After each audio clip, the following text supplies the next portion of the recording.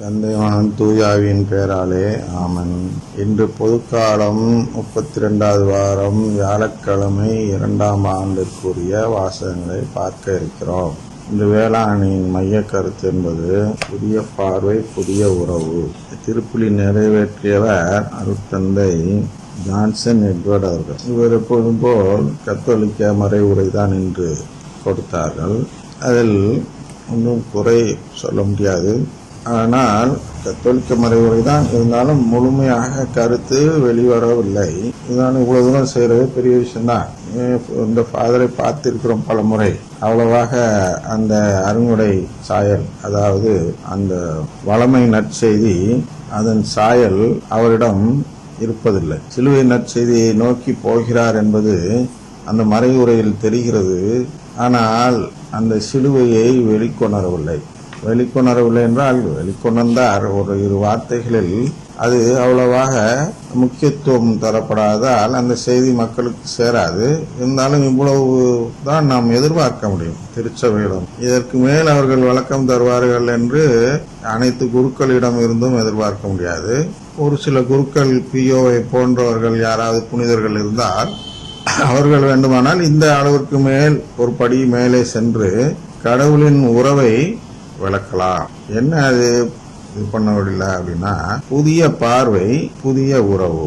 அந்த புதிய பார்வையில் அவர் எப்படியோ கடவுளின் குடும்பத்தினர் என்ற அந்த கருத்துக்கு வந்து விட்டுகிறார். அது பாராட்ட வேண்டிய ஒரு விஷயம். ஏனென்றால் அனைவரும் அந்த உறவை தேட மாட்டார்கள். அநேக குருக்கள், அதுவும் அந்த வளமை நற்செய்தியை கடைபிடிக்கும் குருக்கள், புதிய உறவு என்பதும் மனிதனுக்கு இடையே உள்ள உறவை தான் சுட்டி காட்டி பேசுவார்கள். குறிப்பாக இன்று சொல்லப்போனால் பவுல் பிலோமனுக்கு எழுதிய திருமுகத்தில் இருந்து வாசகம் எடுக்கப்பட்டிருக்கிறது.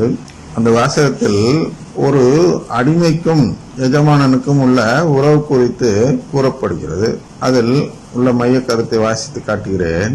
ஒனேசிமு என்பது ஒரு அடிமையின் பெயர். இந்த அடிமை அந்த அடிமையை எப்படி அந்த எஜமான் பார்க்க வேண்டும் என்று அந்த எஜமானுக்கு ஒரு கடிதம் எழுதுகிறார் பவுல். அதனால் அவர் சொல்கிறார், ஒனேசிமுவை அன்புமிக்க சகோதரர்களாக ஏற்றுக்கொள்ளும், அன்புமிக்க சகோதரனாக ஏற்றுக்கொள்ளும். இதாங்க இதுல என்ன பிரச்சனை இருக்குன்னா, இந்த அன்புமிக்க சகோதரன் என்றதும் அதில் இரண்டு விதமான பார்வை இருக்கிறது. இரண்டு விதமான பார்வை. பொதுவாக சகோதரனாக நாம் எப்படி ஏற்றுக்கொள்கிறோம் என்றால், நாம் பார்க்கும் அனைவரையும் சகோதர சகோதரிகளாக பார்க்கிறோம். அதாவது பார்வையால் அவர்கள் சகோதரர்கள், ஆனால் உறவில் அல்ல. இதுதான் நம்முடைய பார்வை. இதுதான் வளமை நற்செய்தியை கடைபிடிப்பவருடைய பார்வை. சகோதரனாக பார்க்க வேண்டும், சகோதரனாக ஏற்றுக்கொள்ள வேண்டும் என்பது அவர்களுடைய பார்வை அல்ல. சகோதரனாக பார்க்கப்படுகிறோம், சகோதரனாக நாம் ஏற்றுக்கொள்ளப்படவில்லை என்பது அந்த மற்ற சபைகளின் நம்பிக்கை. அதனால் அதை அந்த வளமை நற்செய்தியை கடைபிடித்து வாழ்வரும் இதை தான் நம்புவார்கள். ஆனால் இதை ஒப்புக்கொள்ள மாட்டார்கள். சகோதரனாக பார்ப்பதோடு நிறுத்தி விடுகிறார்கள். சகோதரனாக ஏற்றுக்கொள்வது என்பது என்ன என்றால், அந்த உறவையே அவர்களுக்கு கொடுப்பது. சகோதரனாக பார்ப்பது வேறு, சகோதரனாக ஏற்றுக்கொள்வது என்பது அதுதான் புதிய பார்வை. நாம் புதிதாக எப்படி பார்க்க வேண்டும் என்றால், நம்முடைய அந்த நற்கருணை நம்பிக்கையை சேர்ந்தவர்கள் அனைவரையும் உண்மையிலேயே நம்முடைய சகோதரர்களாக பார்க்க வேண்டும். உண்மையிலேயே அவர்கள் எல்லாம் இன்னத்தில் நம் சகோதரர்களாக இருக்கிறார்கள், உண்மையிலேயே அவர்கள் எல்லாம் நம் சகோதரர்களாக இருக்கிறார்கள் என்று நாம் பார்க்க வேண்டும் என்பது வேறு.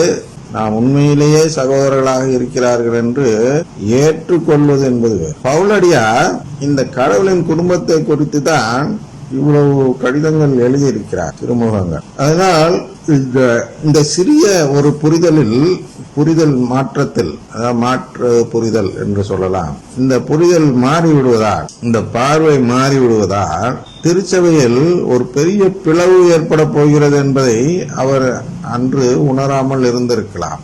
அதனால் அதை வெளிப்படையாக எழுதாமலும் இருந்திருக்கலாம். அல்லது நாம் ஏற்கனவே சொல்லியிருப்பது போல் கடவுளுடைய திட்டத்தில் என்ன செய்ய வேண்டும் என்றால், இந்த நடிப்பவர்களை அகற்ற வேண்டும், திருச்சபையிலிருந்து வெளியேற்ற வேண்டும், திருச்சபையில் சேர விடாமல் செய்ய வேண்டும் என்பதற்காக மறைபொருளை காத்து வருகிறார் அல்லவா? அதுபோன்று அந்த மறைபொருளை காப்பாற்றுவதற்காகவும் இதை வெளிப்படையாக உடைத்து எழுதாமல் இருந்திருக்கலாம். எதை என்றால் இந்த சகோதரர்களாக ஏற்றுக்கொள்ளும் நிலையை. சரியா? அதனால் இந்த மறைவுரையில் எப்படியோ ஜான்சன் தந்தை அவர்கள் இந்த உறவை சொல்லிவிட்டார்கள். அவர்கள் வளமை நற்செய்தி சொல்லக்கூடிய உறவையும் சொல்கிறார்கள். ஆனால் இது அவர் வாயிலிருந்து அறிந்தோ அறியாமலோ அதுவும் வந்துவிட்டது. இது கடவுளின் குடும்ப உறவு என்பது. அதனால் அது ஒரு புதுமை போன்று இருந்ததால் அதில் 2 நிமிஷம் செலவு. நாம் இப்போது அடுத்து பார்ப்ப இருப்பது என்ன என்றால், முதல் வாசகத்தின் மைய கருத்து பார்த்தோம். நற்செய்தி வாசகத்தின் மைய கருத்து என்பது இறையாட்சி உங்கள் நடுவேயே செயல்படுகிறது. இறையாட்சி எப்படி நம்மிடையே இப்பொழுது செயல்படுகிறது என்று சிந்திக்க வேண்டும். நமக்கு அது கஷ்டம் இல்லை. யாருக்கு? கத்தோலிக்கர்களுக்கு அது கஷ்டம் இல்லை. கத்தோலிக்கரிலேயும் யார் உண்மையிலேயே சிலுவை நற்செய்தியை நம்பி வாழ்கிறார்களோ அவர்களுக்கும் இது கஷ்டம் இல்லை, நம்மிடையே செயல்படுகிறது என்பது. ஆனால் இறையாட்சி என்பது ஏதோ விண்ணகத்தில் ஒரு மோட்ச நிலையை பெருற்று அங்கே வாழ்வதுதான் இறையாட்சி என்று சொல்வோருக்கு இந்த வழக்கம் எப்படி வரும்?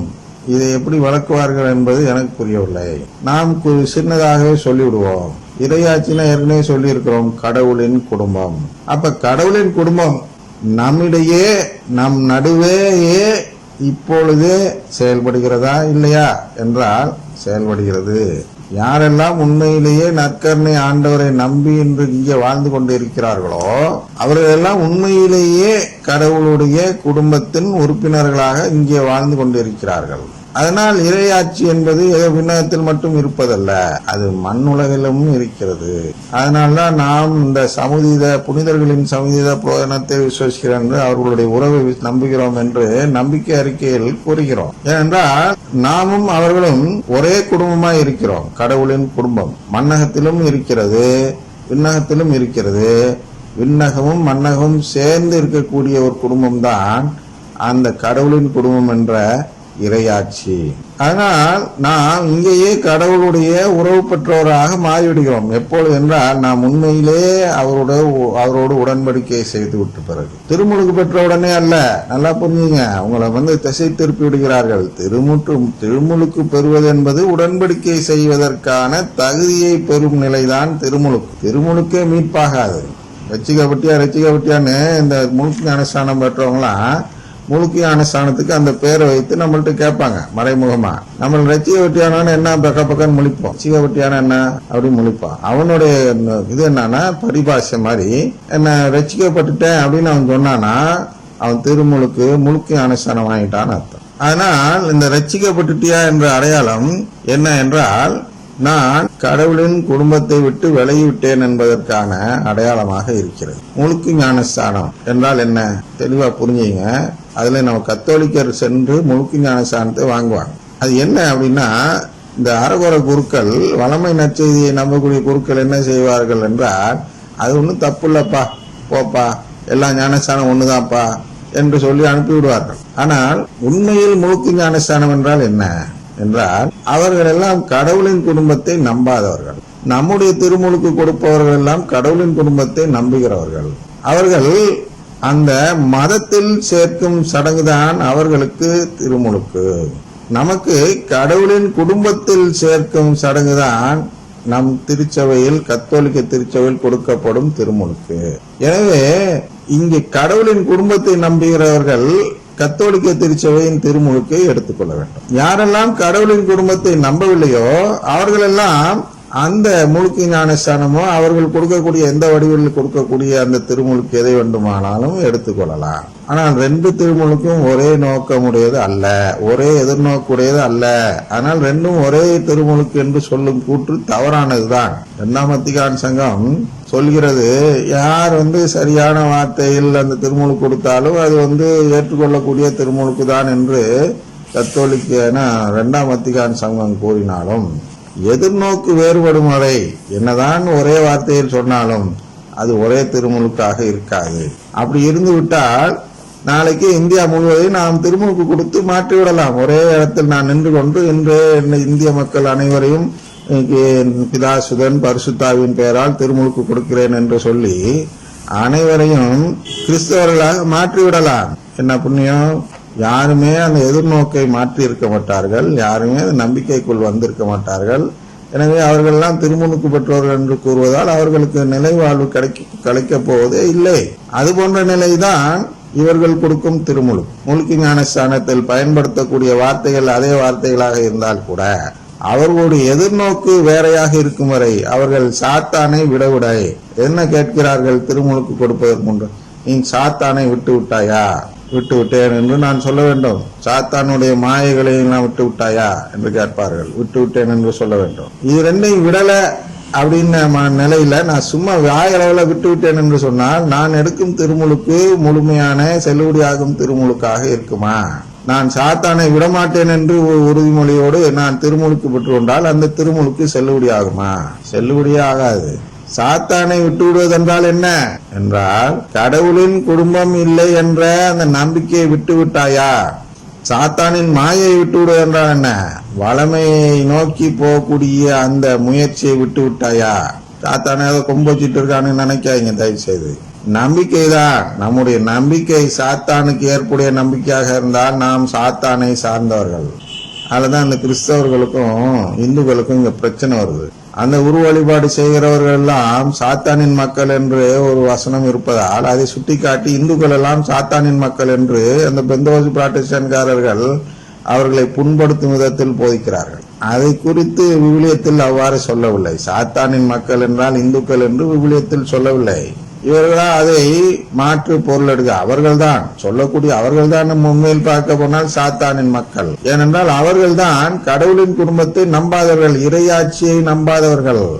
அந்த தவறை அவர்களை செய்து கொண்டு இன்னொருத்தரை சுற்றி மற்றவர்களை சுற்றி காட்டுகிறார்கள். இவர்கள்லாம் சாத்தானின் மக்கள் இல்லை. சாத்தானின் மக்கள் என்றால் என்ன என்றால், அந்த கடவுளின் குடும்பத்தை நம்பாதவர்கள், சாத்தானுடைய நம்பிக்கை உடையவர்கள், சாத்தானுக்கு ஏற்ற நம்பிக்கை உடையவர்கள். அதுபோன்று அந்த சாத்தான் காட்டும் வளமையை தேடி செல்பவர்கள், சாத்தானின் மாயையை விடாதவர்கள்.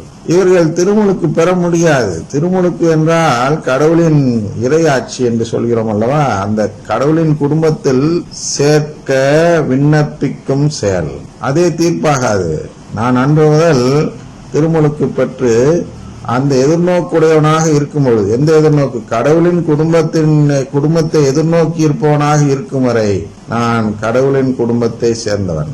அப்ப கடவுளின் குடும்பத்தை எதிர்நோக்கி இருக்கிறவன் நான் என்பதை எப்படி வெளிப்படுத்துகிறேன் என்றால், ஒவ்வொரு ஞாயிற்றுக்கிழமையும் திருப்பலிக்கு சென்று கடவுளோடு செய்து கொண்ட இந்த உடன்படிக்கையை புதுப்பித்து வாழ்ந்து கொண்டிருக்கும் பொழுது நான் அந்த நிலையை அடைகிறேன். அதை நான் நம்பாமல், எதை நம்பாமல்? திருப்பலியில் உள்ள அந்த நற்கருணை ஆண்டவரை நம்பாமல். என்றாவது ஒரு நாள் என் மனம் மாறிவிடும் என்றால் அன்று முதல் நான் கடவுளின் குடும்பத்தை சேர்ந்தவன் அல்ல.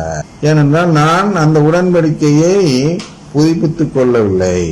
என்னுடைய உடன்படிக்கை காலாவதி ஆகிவிடுகிறது. மீண்டும் என்றாவது ஒரு நாள் நம்பினேன் என்றால் மீண்டும் வேண்டுமானால் அதை நாம் புதுப்பித்துக் கொள்ளலாம். ஆனால் அதை புதுப்பித்துக் கொள்ள என்ன வேண்டும் என்றால், கடவுளின் குடும்பத்தின் சார்பாக உள்ள ஒரு அதிகாரி, அதாவது கடவுளிடம் அந்த அதிகாரத்தை பெற்ற ஒரு நபர் வேண்டும். கடவுளின் சார்பாக மண்ணுலகில் செயல்பட அதிகாரம் பெற்ற ஒரு நபர், அதுதான் திருச்சபையின் அதிகாரிகள் என்று சொல்கிறோம். திருச்சபைதான் அந்த அதிகாரத்தை பெற்றிருக்கிறது. திரு அவை என்று போல் சொல்கிறார்கள். அது ஒரு விதத்தில் நல்லதுதான், தேவையில்லாததாக இருந்தாலும் திரு அவை என்று நாம் அழைப்பது ஒரு விதத்தில் நல்லது. என்ன நல்லது என்றால், இந்த திரு அவை என்று அவர்கள் அழைக்கவே மாட்டார்கள். இனி இவர்கள் அதுக்கு மாற்றி ஒரு பெயர் வைத்துக் கொண்டது ரொம்ப ரொம்ப நல்லது. அப்ப திரு அவை என்று சொன்னதும் நாம் கத்தோலிக்க திருச்சபை தான் நினைப்போம் அல்லவா? அந்த விதத்தில் அது வேண்டுமானால் நல்லதாக இருக்கலாம். திரு அவை என்ன என்றால், கடவுள் சார்பாக, கடவுளுடைய பிரதிநிதியாக அவருடைய அதிகாரத்தை பெற்று மண்ணுலகில் செயல்படும் ஒரு அமைப்பின் பெயர்தான் திரு அவை. அந்த அமைப்பு என்பது அதுதான் உருவகமாக இயேசுவின் மணவாளனான இயேசுவின் மணவாட்டியாக இருப்பது திரு அவை என்று சொல்கிறோம். திருச்சபை என்றால் அங்க போயிருங்க, பிரிவினை சபைகளையும் திருச்சபை என்று பார்க்கக்கூடியவர்கள் இருக்கிறார்கள்.